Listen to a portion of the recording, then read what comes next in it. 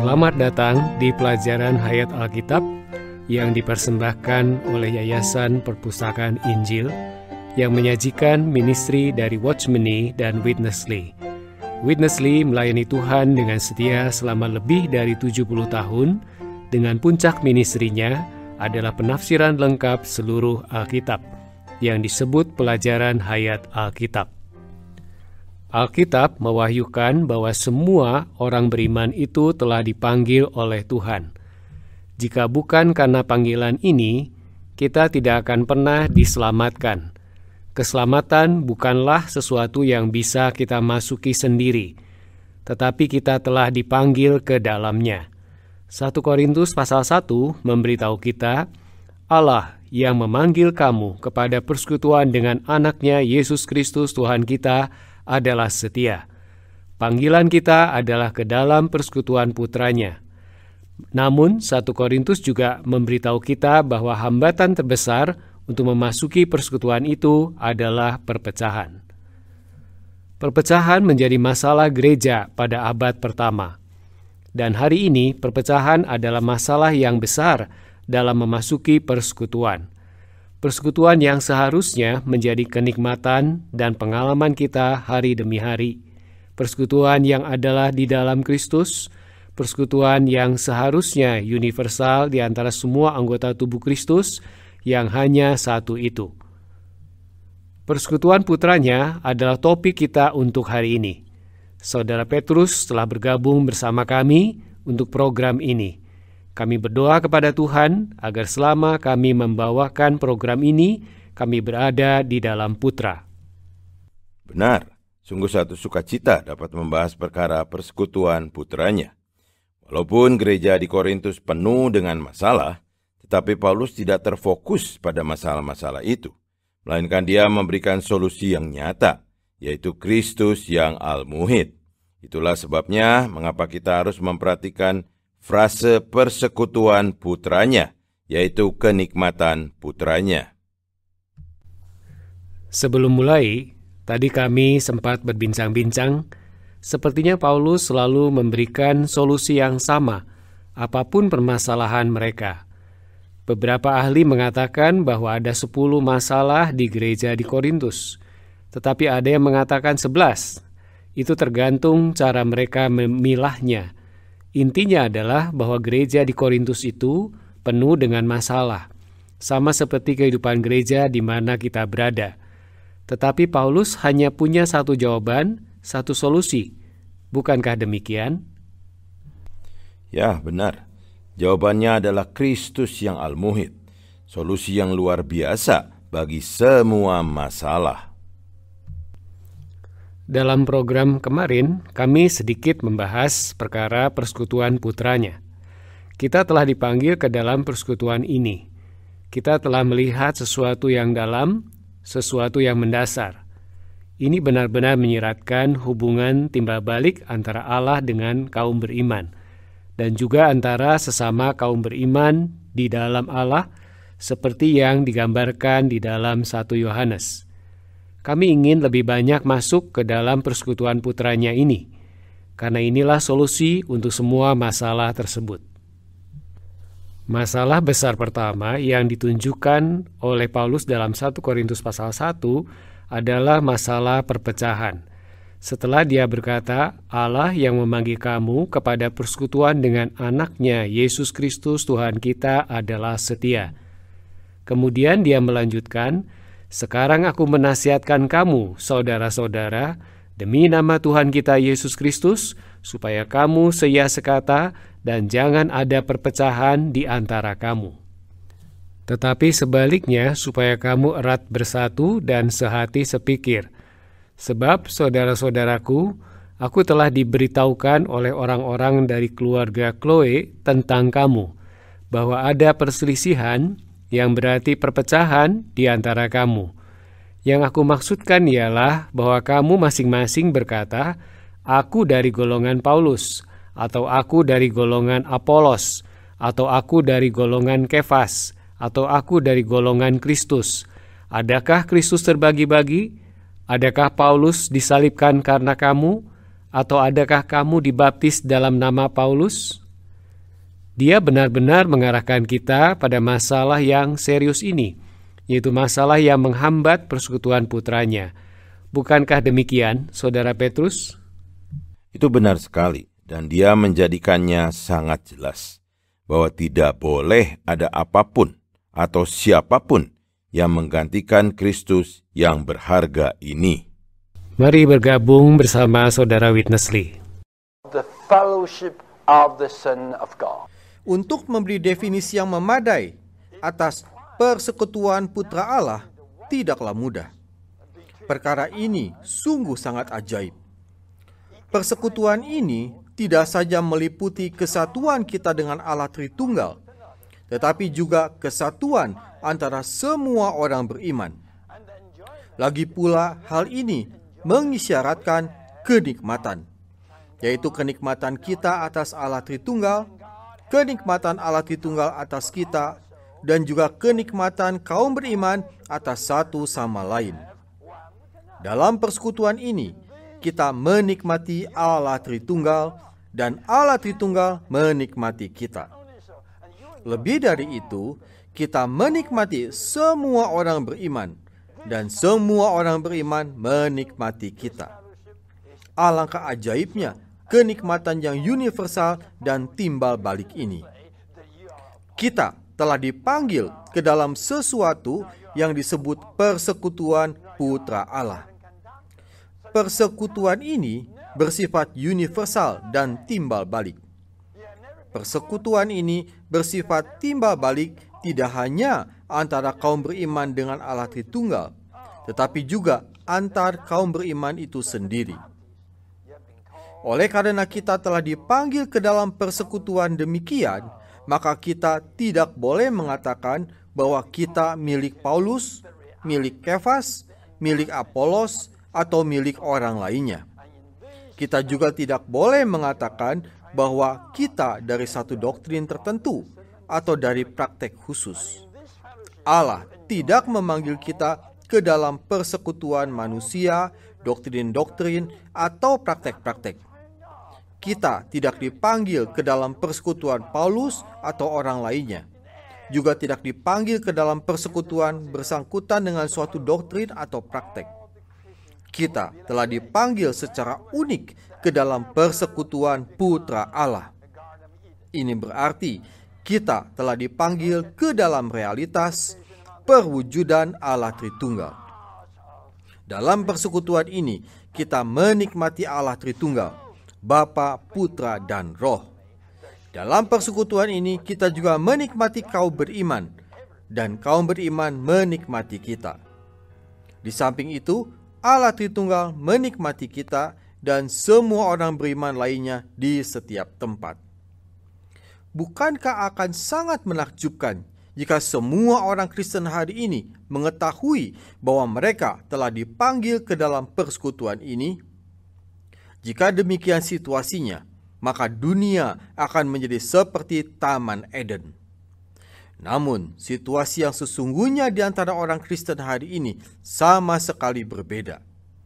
Banyak perkara telah masuk dan menggantikan Kristus sebagai bagian unik kaum beriman. Namun Allah telah menetapkan bahwa dalam ekonominya hanya satu persona, putranya, Tuhan Yesus Kristus, yang harus menjadi segala-galanya. Saudara Petrus, Paulus benar-benar eksklusif di sini. Dia membatasi kaum beriman hanya pada satu hal. Mengapa demikian? Satu hal itu adalah satu persona yang ajaib, yaitu Kristus yang Al-Muhid. Allah yang memanggil kamu kepada persekutuan dengan anaknya Yesus Kristus, Tuhan kita, adalah setia. Kita tidak dipanggil ke dalam ini atau ke dalam itu. Kita dipanggil ke dalam persekutuan putranya.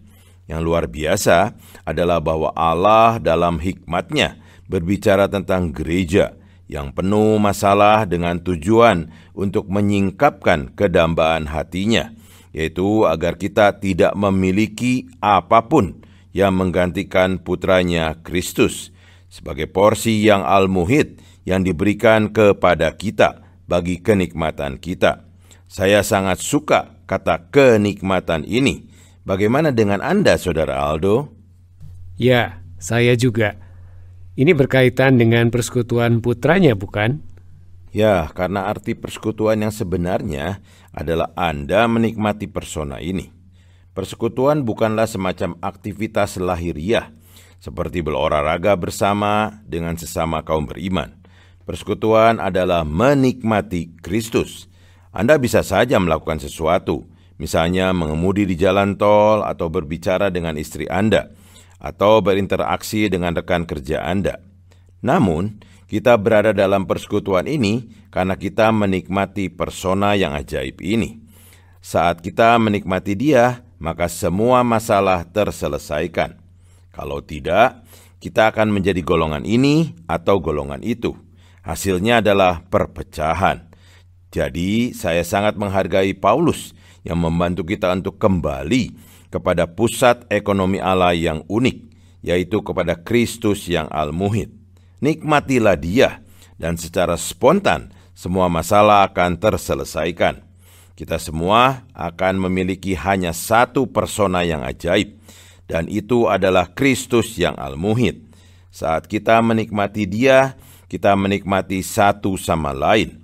Bukan hanya dalam keesaan dengannya, tetapi juga dengan semua orang beriman. Melalui mengambil Kristus sebagai pusat kita yang unik, kita berada dalam keesaan dengan semua orang beriman lainnya di dalam satu tubuh Kristus. Saudara Petrus, di dalam kitab ini, Paulus menyajikan persekutuan Kristus ini sebagai sisi positif dari solusi untuk semua masalah perpecahan yang disebabkan oleh ego. Di dalam kitab Roma, Paulus menyajikan salib Kristus sebagai sisi negatif dari solusi untuk semua masalah yang ada di dalam kita. Ini sebenarnya adalah dua sisi dari hal yang sama. Salib Kristus menanggulangi semua hal negatif yang ada di dalam kita. Ketika salib telah menanggulangi hal-hal negatif yang ada di dalam kita, secara positif akan ada ruang untuk persona yang ajaib ini, yaitu Kristus yang al-muhid. Kristus akan menjadi fokus kita dalam bagian berikut ini saat Paulus berbicara tentang salib. Dia akan memberi kita apa yang dia sebut sebagai ayat yang paling unggul dalam Alkitab tentang salib Kristus. Itu ada di dalam Kolose 3 ayat 11. Mari kita membacanya bersama-sama. Dalam hal ini, tiada lagi orang Yunani atau orang Yahudi, orang bersunat atau orang tak bersunat, orang barbar atau orang Skit, budak atau orang merdeka, tetapi Kristus adalah semua dan di dalam segala sesuatu. Kristus adalah inti ekonomi Allah. Di antara beribu-ribu ayat dalam Alkitab, ada satu ayat yang sangat penting tentang hal ini. Ayat ini adalah Kolose pasal 3 ayat 11. Berbicara tentang manusia baru, Paulus berkata, dalam hal ini tidak ada lagi orang Yunani atau orang Yahudi, orang bersunat atau orang tak bersunat, orang barbar atau orang Skit, budak atau orang merdeka. Tetapi Kristus adalah semua dan di dalam segala sesuatu. Dalam terang ayat ini, tiada satu pun di antara kita yang dapat membanggakan suku atau kebangsaan. Selama perjalanan saya keliling dunia, saya mengamati bahwa setiap orang bangga akan negara dan suku bangsanya. Tetapi sebagai kaum beriman dalam Kristus, kita tidak boleh membanggakan diri karena suku atau kebangsaan kita. Menurut Kolose pasal 3 ayat 10-11, gereja, tubuh Kristus adalah manusia baru. Dalam manusia baru ini, tidak ada perbedaan suku bangsa atau warga negara. Sebagaimana Paulus mengatakan, dalam manusia baru, tidak ada orang Yunani atau orang Yahudi. Orang Yahudi terkenal dengan agamanya, dan orang Yunani tersohor dengan kebudayaannya, terutama filsafat mereka. Namun, dalam manusia baru, tidak ada kedudukan, bagi orang Yunani maupun orang Yahudi. Paulus selanjutnya mengatakan bahwa tidak ada orang bersunat atau tidak bersunat, orang barbar atau skit, budak atau orang merdeka. Hal ini menunjukkan bahwa dalam manusia baru tidak ada tempat bagi religi atau kebudayaan. Tidak peduli kebudayaan yang betapa khususnya. Sebaliknya, Kristus adalah semua dan di dalam segala sesuatu. Kolose pasal 3 ayat 11 memberi kita satu dasar kuat untuk mengatakan bahwa dalam ekonomi Allah, Kristus adalah segala sesuatu. Dia adalah setiap orang, setiap perkara, dan setiap benda. Kristus wajib menjadi suku bangsa atau kewarganegaraan kita. Jika ada orang bertanya, apa suku bangsa Anda? Anda harus menjawab, aku suku bangsa Kristus. Kita harus menyadari dalam batin kita bahwa kita bukan orang Tionghoa, Jerman, Perancis, Selandia Baru, Amerika, atau bangsa lainnya, melainkan anggota Kristus. Jika semua orang Kristen mengetahui bahwa Kristus adalah inti ekonomi Allah, maka semua perpecahan akan lenyap. Perkara demikian sama sekali berlawanan dengan sifat manusia baru. Dalam gereja sebagai manusia baru, tidak ada perbedaan atas dasar warna kulit, tidak ada putih, hitam, merah, coklat, atau kuning. Saya ulangi, dalam manusia baru, Kristus adalah segala sesuatu. Dia adalah segala sesuatu, dan di dalam segala sesuatu. Dalam pemberitaannya kepada orang Korintus, Paulus bersaksi kepada mereka tentang Kristus yang al-muhid. Kristus yang adalah inti ekonomi Allah dan segala sesuatu dalam ekonomi Allah. Menurut latar belakangnya, Paulus adalah orang Yahudi yang asli. Sebagai orang yang demikian, ia seyogianya menghindari semua hubungan sosial dengan orang Yunani. Tetapi karena Paulus menyadari bahwa dalam manusia baru tidak ada orang Yahudi atau Yunani, melainkan Kristus adalah segala sesuatu, maka ia dapat bersaksi kepada orang-orang Yunani di Korintus tentang Kristus. Ia dapat berkata, aku ingin bersaksi bahwa Kristus adalah segala sesuatu, dan dalam manusia baru tidak ada orang Yahudi atau orang Yunani. Dalam manusia baru, aku bukan seorang Yahudi. Aku adalah seorang yang tersusun dari Kristus. Tetapi walaupun aku telah bersaksi tentang hal ini, kalian tetap bersikeras dalam status sosial usang kalian. Kalian tidak menerima Kristus sebagai inti yang unik dan al-muhid. Walaupun aku telah menyatakan kepada kalian bahwa aku telah meninggalkan agamaku dan kini aku menjunjung tinggi Kristus, kalian masih saja berpegang pada kebudayaan dan filsafat Yunani kalian. Kalian mengetahui bahwa aku dahulu terlibat sangat dalam di dalam agama Yahudi. Aku adalah yang terdepan dalam agama Yahudi melebihi orang lain. Tetapi aku telah membuang semuanya itu. Ketika aku datang kepada kalian, aku memutuskan untuk tidak mengetahui yang lain di antara kamu kecuali Kristus dan Dia yang disalibkan. Allah tidak memperhatikan agama Yahudi dan filsafat Yunani. Ia hanya memperhatikan Kristus, sebab dalam ekonominya, Kristus adalah inti dan segala sesuatu bagi kita. Saudara Petrus, sepanjang sejarah, Rasul Paulus adalah orang yang bisa bermegah karena memiliki pencapaian rohani dan status yang tinggi di dalam agama Yahudi. Namun, di sini sangat jelas bahwa dia tidak merekomendasikan satu religi, melainkan dia merekomendasikan satu persona, yaitu Kristus yang adalah semua dan di dalam segala sesuatu. Benar, Saudara Aldo. Itulah sebabnya kami menghargai ministry ini. Ministry ini selalu membawa kita kepada wahyu yang real di dalam tulisan-tulisan Paulus, yaitu bahwa di dalam ekonominya Allah berencana untuk mendapatkan ekspresinya. Di di mana Kristus adalah pusat, realitas, dan segalanya. Tidak ada religi, tidak ada budaya, tidak ada ras, tidak ada apa-apa. Kristus adalah segalanya. Saya baru saja diingatkan kembali bahwa salah satu definisi religi adalah menyembah Allah tanpa ada kenikmatan akan Kristus. Itu berarti jika Anda tidak menikmati Kristus dan tidak mengambil Dia sebagai pusat Anda akan memiliki sesuatu yang memecah belah.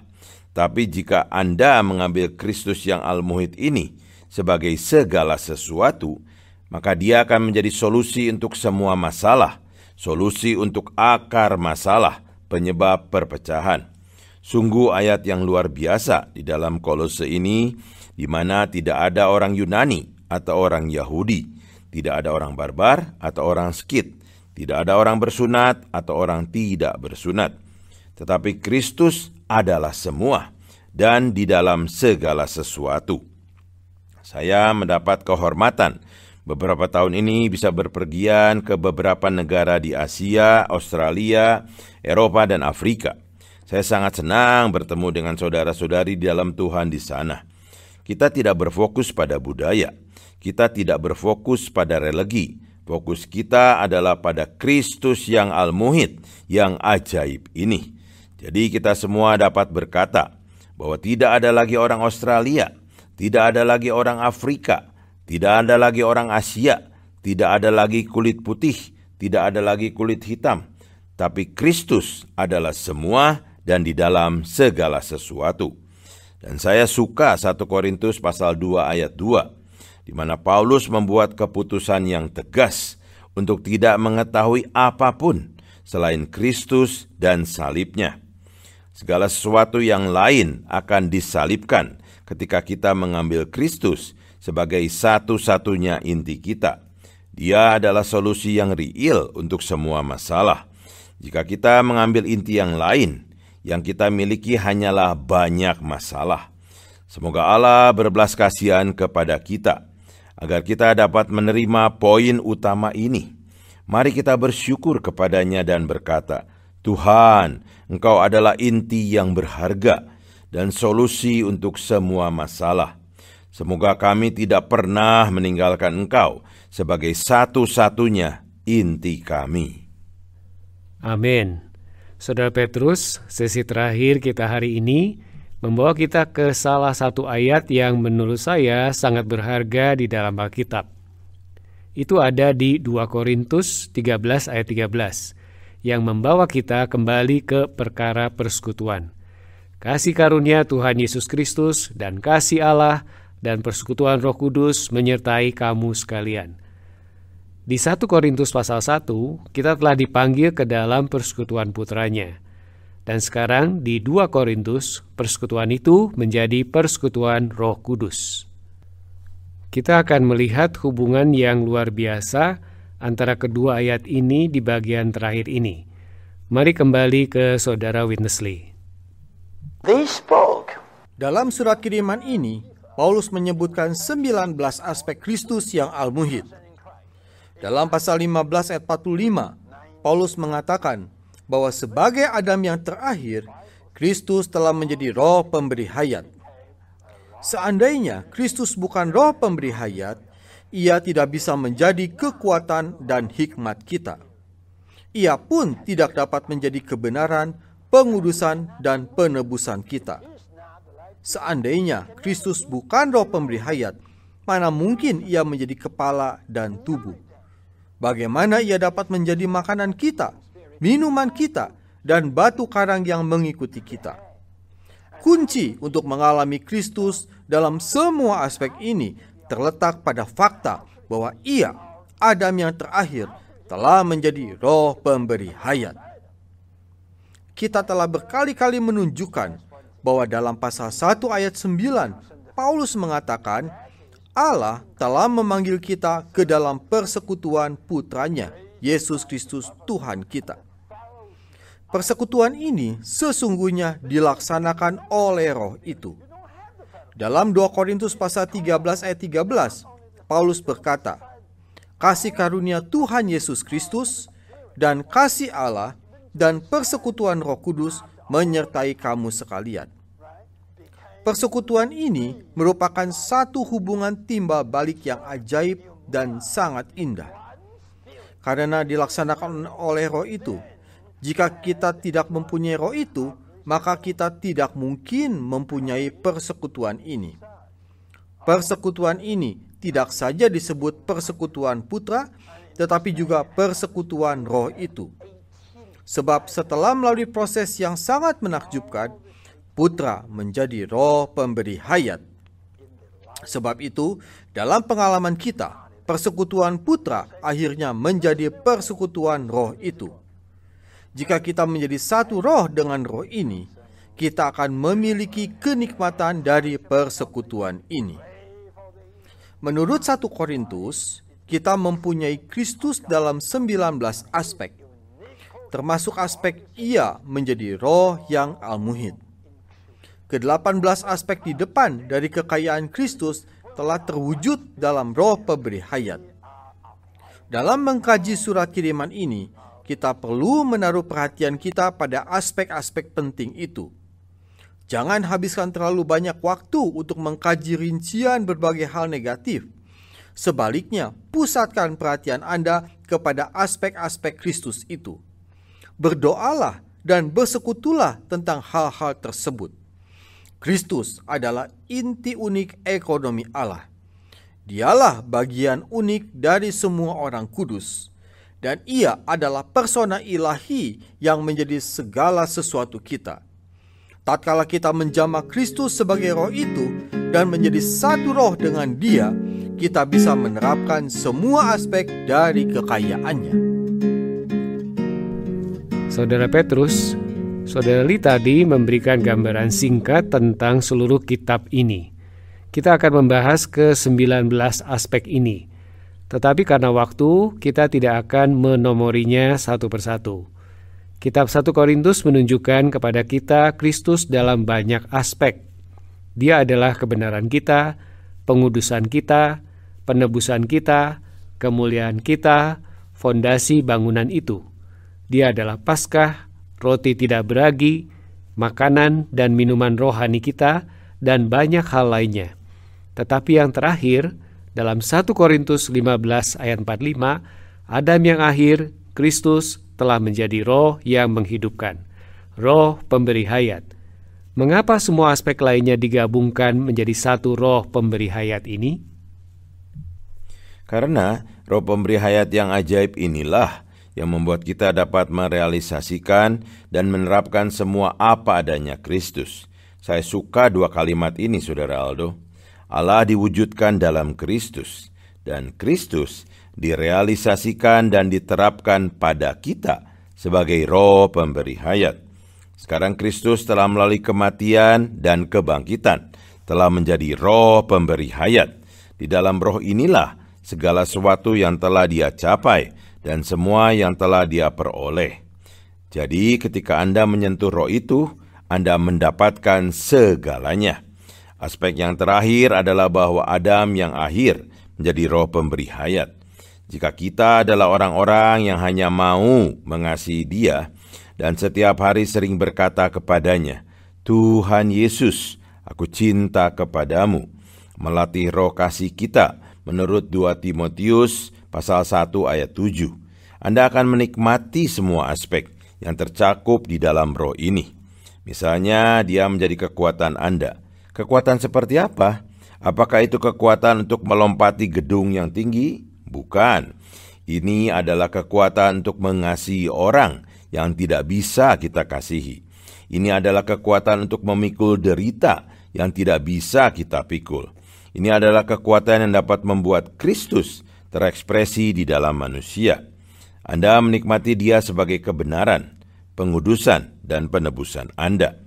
Jika kita masuk lebih dalam lagi, membaca catatan kaki versi pemulihan di dalam Alkitab yang diterbitkan oleh Yayasan Perpustakaan Injil bersama Lembaga Alkitab Indonesia, Anda akan melihat bahwa kebenaran itu berkaitan dengan roh kita.